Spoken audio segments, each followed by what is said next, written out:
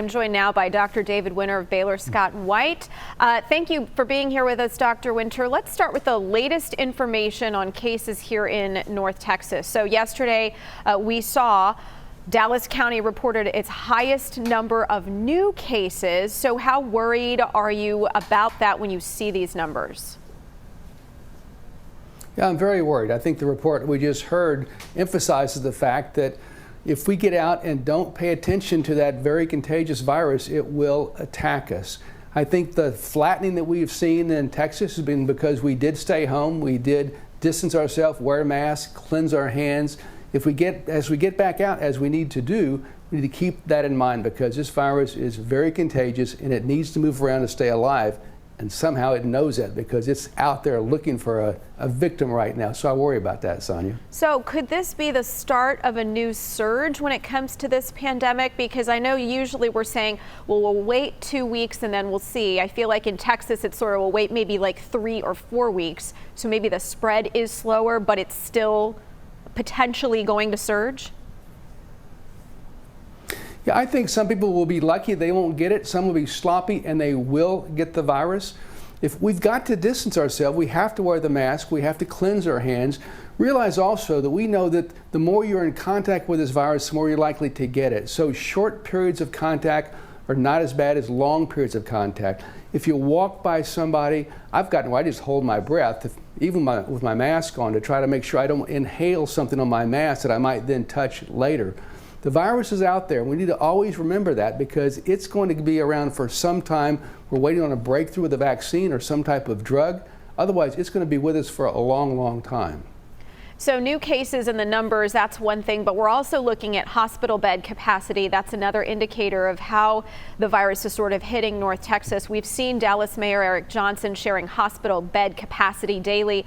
I've gotten a lot of questions online about putting this into perspective. So what are normal percentages of bed use? And then how many of those beds that are being reported are occupied by COVID patients specifically? Do we know that? Yes, hospital occupancy tends to fluctuate through the year. It tends to be more occupied in the wintertime with flu season, less so in the summertime. We're seeing now 1 to 9% occupancy now with COVID cases in Baylor Scott & White Health. Now we've got 50 hospitals around the state, but we've got lots of rooms still available. I should also point out that those folks with COVID in hospitals are in a special ward. You can't get in there without one of those spacesuit type things, so the hospitals are safe, but it's a small percentage and there is plenty of capacity right now, thank goodness. Okay, so I want to quickly talk about drugs and treatments because this is important. 2 prestigious medical journals, The Lancet and the New England Journal of Medicine, have retracted previous studies. One was about the safety of the malaria drug hydroxychloroquine as a treatment for COVID-19. The other focused on interactions of blood pressure medications and COVID in the lungs. So what do these studies tell us, and who should be listening to this? Well, it's very important. These are 2 very prestigious journals. They really do try to do their homework before they publish something, and now they're backing off. One of them had a report that came out just Wednesday and said that the malaria drugs are very dangerous. And then when they looked at the raw data, they said, well, that's not really true. Now, they didn't say the drugs work. That's still unknown, but they're not as dangerous as they were actually said to be. We also know, by the way this virus works, it attacks a receptor in the lungs. And certain blood pressure pills also react with that receptor. So it was speculated a couple months ago, well, maybe those blood pressure pills could make the virus less susceptible. Another party said, well, maybe make you more susceptible. And so one report came out and said that it did make a difference, but that has since been abolished. They said that was not true. The raw data was not correct.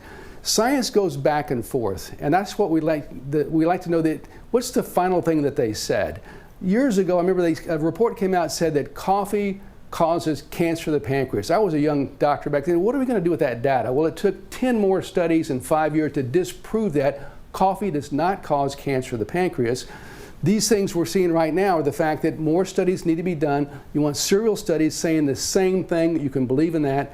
Science works very slowly, but in the end, it does make the right decisions. Yeah, I mean, I've always said, look, we have to remember this is a new virus. You can't rush science. Dr. David Winter, thank you again so much. Yes. We'll be right back.